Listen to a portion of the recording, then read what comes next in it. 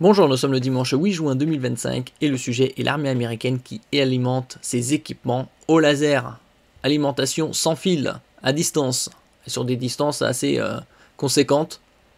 Fini les câbles, l'armée américaine alimente ses équipements au laser. Plus besoin de tirer des kilomètres de câbles ou de faire le plein de carburant, la DARPA vient de réussir à alimenter des équipements à distance grâce à un faisceau laser.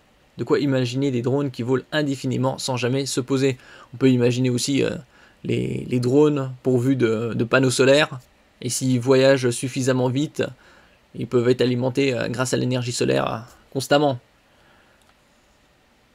Des drones qui n'ont plus jamais besoin de se poser pour recharger leur batterie, ou des équipements militaires alimentés sans le moindre câble électrique, c'est exactement ce que vient de démontrer la DARPA, Defense Advanced Research Projects Agency, lors d'essais spectaculaires au Nouveau-Mexique. C'est au Nouveau-Mexique également qu'ils avaient testé la bombe atomique.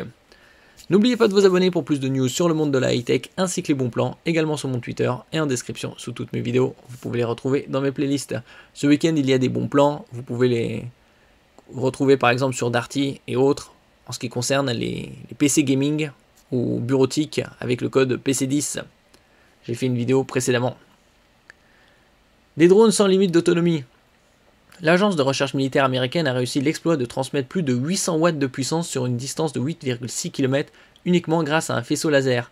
Pour donner une idée, c'est suffisant pour alimenter un petit réfrigérateur, de l'éclairage ou tout l'équipement électronique d'un camping-car. Pendant 30 secondes, l'énergie a voyagé dans les airs sans aucun support physique.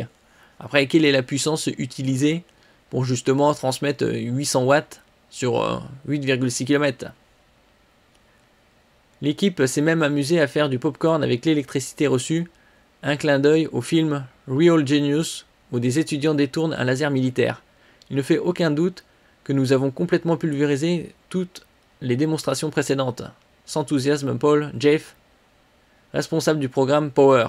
Le précédent record, seulement 230 watts sur 1,7 km. Donc là, ils ont multiplié quasi par 3,5 la puissance. Et la distance a été multipliée par 5. Cette technologie pourrait bien changer la donne pour l'équipement militaire.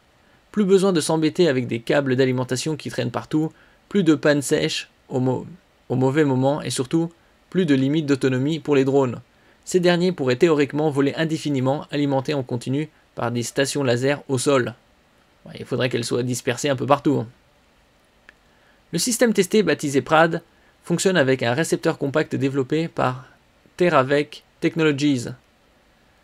Le principe est simple, le faisceau laser arrive sur une ouverture spécialement conçue, frappe un miroir parabolique à l'intérieur, puis se dirige vers des dizaines de cellules photovoltaïques qui convertissent la lumière en électricité, le tout sans perdre trop d'énergie en route. Ça c'est très important, parce que si c'est pour avoir une perte relativement colossale, ce serait quel intérêt ?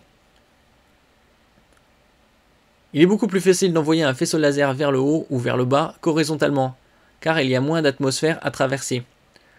Nous avons voulu tester dans les pires conditions, explique Paul Jeff, et maintenant ça marche même dans ces conditions difficiles. Cette technologie pourrait bouleverser la logistique militaire.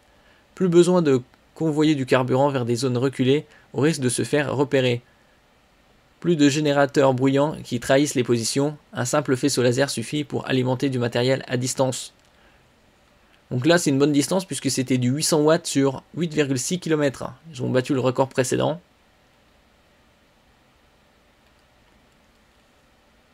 Pour l'instant, l'efficacité n'est pas optimale. Seulement 20% de l'énergie laser est convertie en électricité sur de courtes distances et encore moins sur 8,6 km. C'est ça la réponse qu'on cherchait. Quelle puissance utiliser et envoyer et récupérer ? Il parle de 20% seulement sur de courtes distances. Et encore moins sur 8,6. Donc ils devront probablement dépenser 10 fois plus d'énergie, voire plus, pour récupérer une infime partie de cette énergie. Donc là, il parlait de 20% sur une courte distance, et encore moins sur 8,6. Bon, admettons 10%, voire peut-être moins. Donc là, il parlait de 800 watts. Il faudrait un laser à 8000 watts, voire plus, pour récupérer une infime partie. Ça, il faudra qu'il travaille davantage pour améliorer cette réception d'énergie. Mais Paul Jeff reste optimiste. Nous avons fait des compromis sur les composants pour aller vite. Les futurs récepteurs utiliseront des cellules photovoltaïques spécialisées qui peuvent doubler ou tripler l'efficacité. Ça sera déjà mieux. Après, ça peut être utilisé pour le domaine militaire comme pour le domaine catastrophique, dans le sens où sont dans des zones où il n'y a plus rien du tout. On peut les alimenter à partir de bateaux situés à distance. La DARPA prépare maintenant la phase 2 du programme qui vise à tester la transmission verticale et les systèmes de relais. L'idée est de créer un véritable réseau de distribution d'énergie sans fil. Ça fait penser au système de Tesla, l'énergie qui voyage d'antenne en antenne sans câble. Merci pour votre écoute et à la prochaine.